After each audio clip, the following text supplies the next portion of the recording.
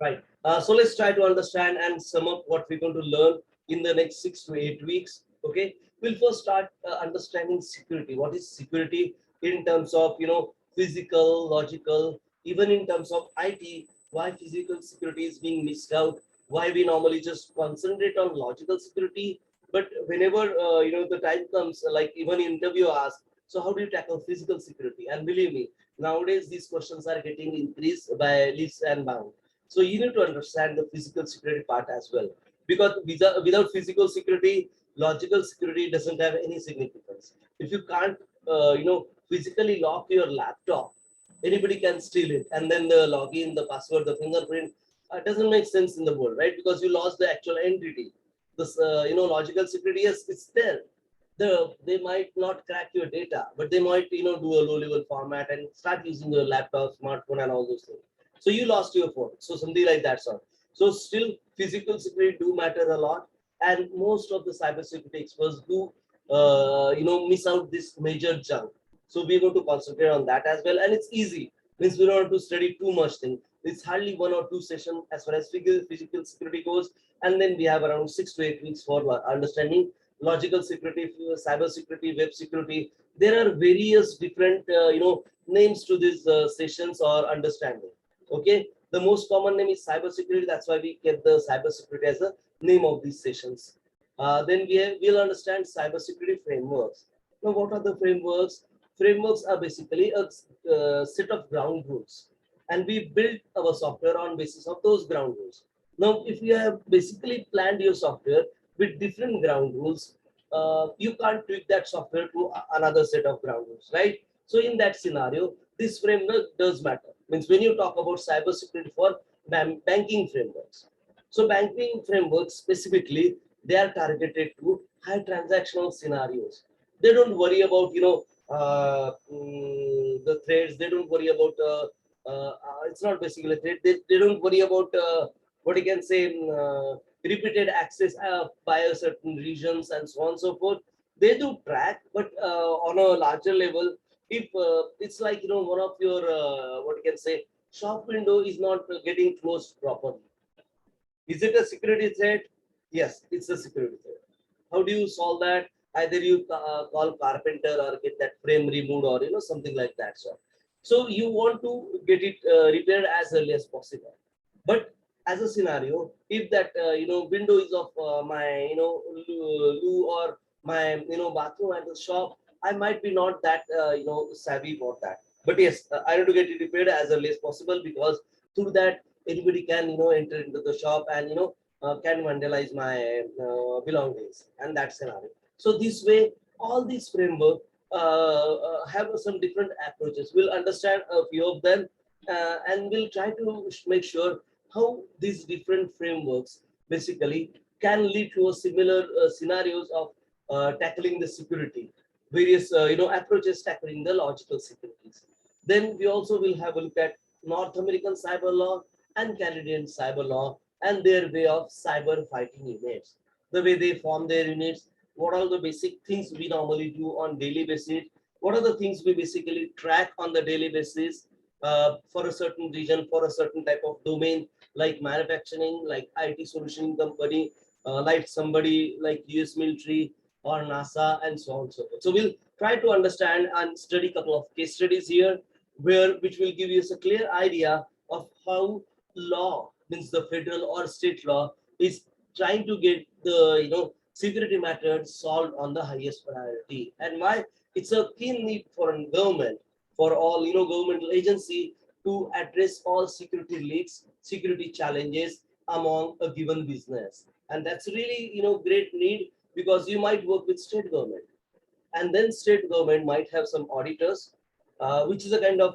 really good start for a cybersecurity expert to step into this area. If you start working with state government, you have all the might of state government with you whenever you do some audit, whenever you visit on site and try to observe the physical as well as logical security labs or measures they've implemented, and those are kind of scenarios. Then we'll have a look at security operations centers. SOC is a common terminology in cybersecurity, where this is the department, this is the branch of your organization who normally taking care of all the security operation, be it a physical or logical. So if you're going to purchase couple of motion sensors, a couple of high-end security cameras, couple of night vision security camera, SOC is the center who normally procures them, who normally tests them, who normally implements them. And that's why understanding SOC is one of the most crucial thing we do here. And we'll start with basically SOCs. It's within a couple of slides where we'll start understanding how SOC is formed, what type of things I need to consider before putting up my proposal for new SOC. So if you are going to join a startup, you might be basically being asked to build a SOC proposal. So what do you mean by SOC proposal?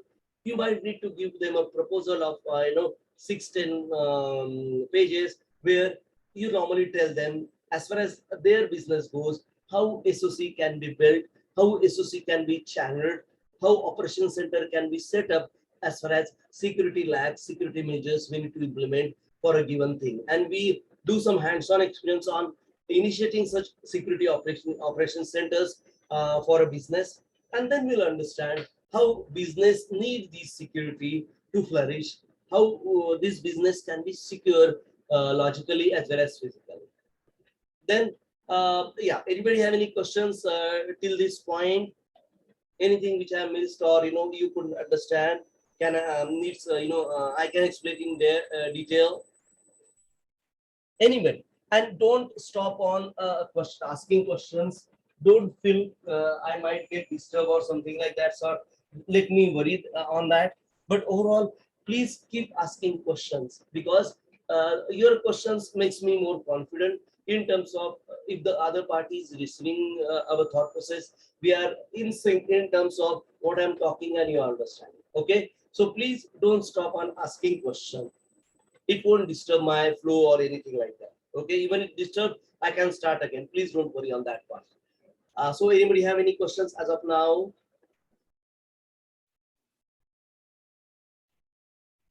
Have anybody had any threat raised by SOC to them whenever they were working?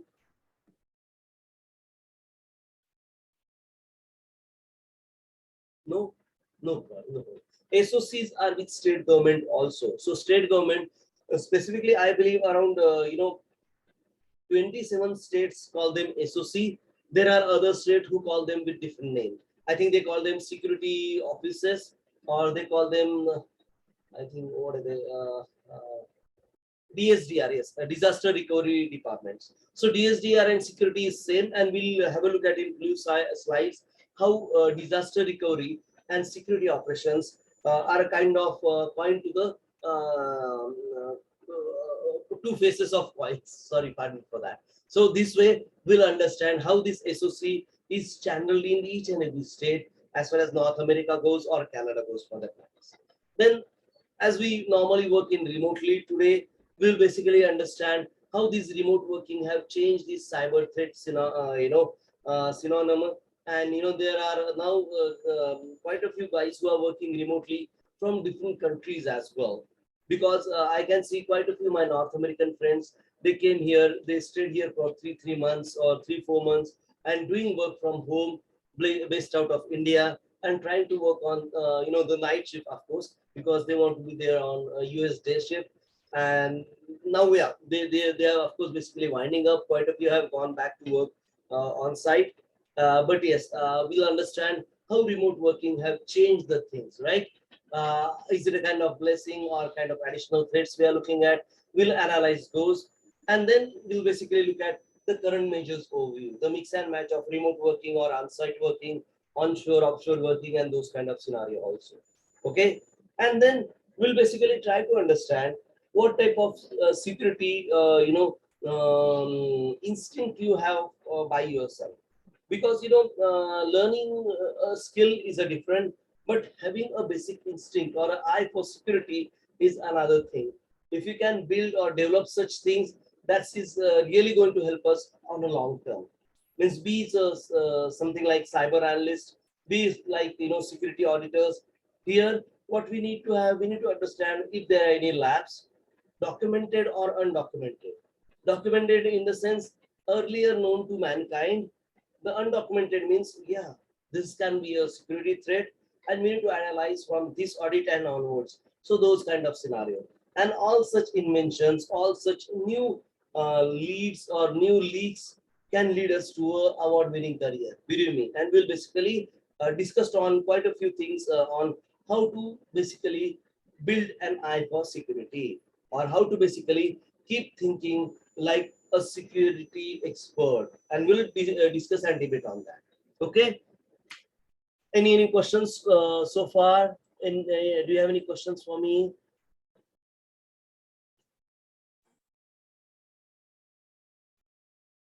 Could you hear me? Or I don't want to be a monologue kind of guy. No, I don't have any. No. Okay, no. No, So please, sir. if you don't have any questions, please say we don't have any questions or something like that, so that I know we are there.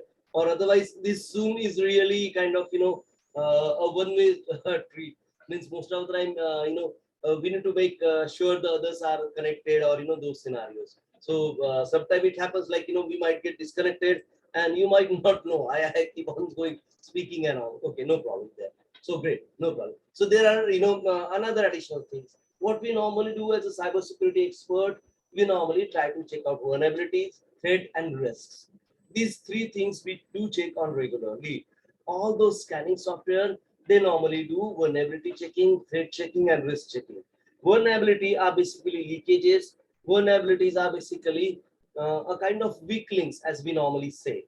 Weak links so that the outsiders, the cyber attackers, or any thief can basically make your system useless, or can be make some damages to you. So those kind of, what you can say, vulnerabilities. Then there are threats. Threats in the sense these are more planned attack. So if you're a bank, let's say Bank of Sociality General, one of the biggest French bank, which got cyber security attack so many times. Like now it might be called at cyber league bank, and believe me. But only on uh, excluding the fund, uh, the Societe General Bank is basically built on various French scientists, and those are French. So then they don't believe other can be better than us, and that lead to them quite a few challenging scenarios. And believe me, now they have a couple of North American cybersecurity on call, or a couple of even Russian security on call to make sure whatever attack happen, and they kind of analyze them and give them a feedback. But prior to that, prior to I think 2019, Societe General was, pardon me for my French, I'm not a French. So Societe General is actually, I'm pronouncing as per the spelling of the bank. This bank holds one of the most, I think, biggest online transactional records sometimes. So those type of bank are really good carrot for all the cyber security, or rather hackers, I will say. I don't believe in ethical hackers. People do, and I'll leave it up to you if you want to believe in ethical or unethical hackers, because the thin line between ethical and going unethical is a bit hazy. It's a bit gray, right? Because for certain amount of money, any ethical hacker can become unethical hacker, and this is what happened with Society General. I think around 5 to 6 times now. I don't want to quote exact number because it's also debatable, and even bank don't want to glue such things, right? So those scenarios, and these were kind of planned threats. So they were a group of good guys based out of I think Bulgaria or some city nearby, or Ukraine, some city. They targeted this bank repeatedly for around 8 months, and they got leaked. They got a vulnerability, and they stole around I think 3 to 4 million euros from. It's not a big chunk, but the way they stole it, it gave a bank a really bad eye. Means um, there were quite a few good number of clients shift from Society Generals to other banks, and so on. So this way, do business do get damaged, even not actual monetary value, but the brand value of it kind of scenario. So here, what we are trying to do, we are trying to understand to reduce this threat as well, and we need to understand if somebody is threatening you. So we'll learn how these threats are basically planned, how we can understand to solve these threats in a good way. or in a proactive way. So those things we're going to learn. Then we go on understanding cryptography. I talked to you about, all these transactional or banking institutions, they have highest level of encryption. Okay, so encryption for transferring data from one man to another. So let me give you an example. I hold an account in Bank of America, and I need to transfer, let's say, $2,000 to my parents in India. So what I do, I'll check with Bank of America what they have called, if they have forex services. So also that support lady says yes, we have forex services. I can offer you really great transactional rate and so on and so forth. I say yes. Could you please transfer this amount to so and so bank? Let's call it Kotak Bank in Mumbai. So the lady says yes, yes, let me do it. So she does it, and she gives me really great rate. She charged me just $2 to transfer $2,000 and all those things. But actually, means if you look at ground, does the bank actually transferred money in the sense those paper notes? No, they just transferred the number from one bank to another, and this number or the digital currency, that's what we call, and the other bank gets credit for the similar bank in North America. So if they transfer $200 to my Indian counterpart, to my Indian client, what does the Kotak Bank does? Kotak Banks gives them a credit of $2,000 digitally, and this happens only by number crunching. There's no money getting transferred actually. Physically, notes is not going to get handed over. Now, this is just a transactional things, right? Now, whenever you are just transferring these numbers, we need to make sure that transaction is secure till it's get complete, and then it's get locked. Locked in the sense, when one person transfers money from, let's say, one country to another country, these transactions do happen on something called forex transaction route, and this forex transaction route has certain properties inbuilt to them. Okay, there are, these forex transactions are non-returnable. So unless you want to do a reverse transactions, you have to pay the commission or administrative charges again and again. So there's nothing called reversible in forex. Once you initiate, once the transaction is locked, it's done. Similar way, because it's just the credit transaction after all, right? So this is a kind of haven for hackers. So all forex transactions are normally secured in at least 3 or 4 cryptographic layers. And whenever you encrypt this thing, this encryption process is called cryptography. Theoretically, cryptography is a really, really huge branch to study, but we want to have a look at how do we, encrypt such scenario. Which type of cryptography do we use? What do you mean by triple layers? What do you mean by single layer cryptography? What do you mean by hash cryptography? And some of them, the RSA cryptography, the stenography, and so on and so forth. Then we'll try to understand what is do not service or not available kind of attack called DOS attacks. Then we have SQL attacks and so on and so forth. These are specific software attacks, and so we need to find out vulnerability within a particular software we are using for our product also. So these are mostly channeled to a given product, to a given software company specifically, where they use certain software. So when somebody says, let's say Firefox browser have gone weak or have been attacked so many times, so the Firefox browser's share price go down, because we all play in a day-to-day scenario where I don't want to use any weak cybersecurity browser. I'm just giving an example. That's not the case. Firefox is one of the most secure. So the Chrome and so the Edge browser. So please don't worry on these 3 browsers at least. The others we can have a debate on that as well. Okay. So for such scenario, we need to understand each and every software. Even some says now we have stopped support for Windows 7. Now Windows 7 is a kind of weak link. Is it right? No, we'll understand, we'll debate that. Why those guys say so, and why it's not really a weak link for you, and why do you want to move to Windows 10 or Windows 11 or what not the latest available at for your upgradation. But yes, of course, this upgradation needs some dollars, needs some monetary outflow in these scenarios as well. So we need to understand, we need to debate on that, why we want to do that. Even the version upgradation, normally we have a 3-year circling period for version upgradation. in many corporates like Cognizant, Wipro, TCS. Why we do that?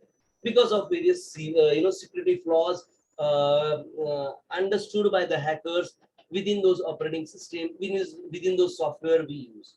Okay, and mostly the versions get enhanced, or versions get migrated to a different level because of such vulnerabilities found, or the repeated attacks on a given software. Believe me, there are quite a few such scenario with Microsoft Office, particularly Microsoft Word and Microsoft Excel. And that's why many a time Microsoft Office have been migrated to a new versions where they patched up those weak links with really rigorous testing and all those things. Even all these big companies like Google, Microsoft, even various news sites, if you can infiltrate their system, if you can find threats or find vulnerabilities in their system, they pay you a good amount of money. Believe me, even there are Indians around 600 numbers have received such awards from various North American and Canadian company to find out vulnerabilities. The biggest were 80K have been awarded to a guy in 12th standard in MP Indore by Google, 80K USDs. So think about the money he got. And it's a one-time payment done by Google. And I think Mr. Narela was there to present him that check in Indore. He was personally gone there when he was visiting India, and that's really get a kind of a powerful signal, like how secure is your software you are using, how secure is your overall companies, and that's how you keep building this brand. So those 80K spent by Google on awarding a kid for finding out a vulnerability in their auto email fill kind of scenario. This was in late 1990s, mostly I think November if I'm not mistaken, because I know the family. And it's really great the way these guys have targeted, or these guys have been awarded. And there's a way to do it, and we can understand on those as well. So cybersecurity can pay you this way also. So observing vulnerability, observing leakage, weak links is also one of the most rewarding thing for cybersecurity expert as well. Anybody have any questions on these? No, I'm good. Okay, no problem. Oh, I, come I, on. ju- I, I just want to ask you something like you said like this is like scan tools for the threads. Like do all the company they use the same kind of tools, or like every company has different like their own? Yes, every company has different, not in the sense totally different, but like one might use from IBM, other might use from something like ComNet or NetView and all those things. So there are dozen tools available, and there are tools which are coming new left and right. So company chooses mostly from the top management thought process. So if top management likes the tool from CNET mode, then IBM is a brand, IBM, right? Yeah. International Business Machine, one of the most biggest IT company in the world. So we know IBM is got to be most secure. But yeah, that's not the scenario, because even there are. So when you say I'm more secure, there are more cyber, threats planned on your software. Like I told you about, that Google weak link found by this Indore guy, right? I Yeah. couldn't recall his exact first name right now. So whenever he found out this, because he was using Gmail, and accidentally, or basically he did a quite good amount of deep dive after he found the weak link, and then he articulated that weak link to Google in a really great way. And I think that's why he's being awarded so much, and in at such a immature level, but still immature in terms of the education, not the way he found out the security flaw. So this way, if you are a bigger, kind of, you can say security buff, or the most secure software in the world, then there are hackers specifically who try to break you. And this is what we can say a planned threats, or planned attack. So we need to be very cautious about what you can say mentioning ourselves is the most secure and all those things. Okay. Do you get my idea, sir? Yeah, I get it. Thank you. So this way, these things happens in real life. So yes. So if you try to say my smartphone is one of the most secure, then there are quite a few guys who might try to snitch out your, either fingerprint or your, that pattern or the key or something like that. And these things do happen. Means there are, we'll go into understanding how these threat works or how this persistent attack works. This is what we call persistent attack. So if you, vote against somebody, he or she might get, really passionate about breaking your security or breaking you, right? Please don't take me otherwise. It's not a matter of fun, but yes, actually, there are some targeted attacks by these passionate hackers or passionate anti-security guys, as I can say. Okay, take this Yeah. lightly. I know it's a serious thing, but if you take this lightly, you can learn more and you'll understand from their aspects as well. Because this is what matters. When you try to promote your security, the others might attack you more. And it same happened with that Society General Bank. And even Bank of America learned a lot from Society General's first group attack. Bank of America, if you look at their ads in 2008, 2009, they used to gloat like one of the most secure bank and so on and so forth. There were good amount of attack on their, I think, Midwest data center situated in Kansas City. And these were planned attack, means, security these, black hat hacker told them, it's a particular hacker basically, challenged them, I'll break your bank on Monday, the so and so date.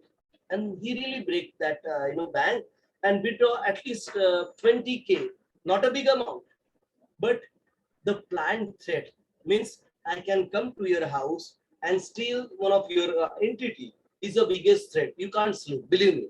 Means if somebody tells you, I'll come to your house in the night and steal your phone, lock your house the way you want. Could you understand what type of threats I'm in? You can understand the severity, right? Yeah. Same way that hacker did for Bank of America. And yes, because of that thing, the Bank of America share plunged for around 22%, which is really bad for the business. Forget about the 20K or 19K, whatever is told.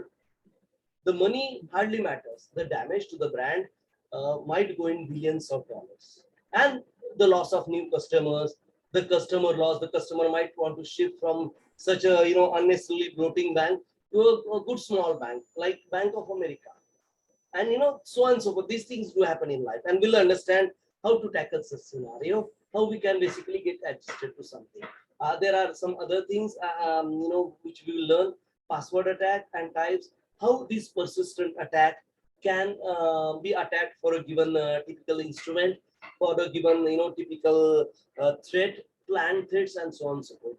Then there are network attacks, like we have vulnerability monitoring software. Even the hackers do have some sort of softwares which keep tracking of a backdoor entry to your system. To your system in the sense, any known company. Now these guys don't go on, something like non-technical company or something like, the company who are known to be big. So if they break out their system, it doesn't make, fun to them. So what they try to be, break the best, strongest possible system. Like might be NASA, raw, CSI, or CSI, not CSI, CSI. CSI means not cybersecurity. Central Intelligence Agency, CIA. CIA. Sorry, what I'm doing. Okay, so CIA. So CIA is one of the most prominent agency who used to bloat for the security. We are the most security. We have so many cyber security at our disposal. We pay the cyber security the top notch. Yes, if you join CIA by any way, you might get paid around 200K per year, and it's really great pay. Plus, various these things, and they gloat about that. But yeah, they have reduced their gloating also in past few years. Because if you try to show off, then yeah, there is a bad side to it.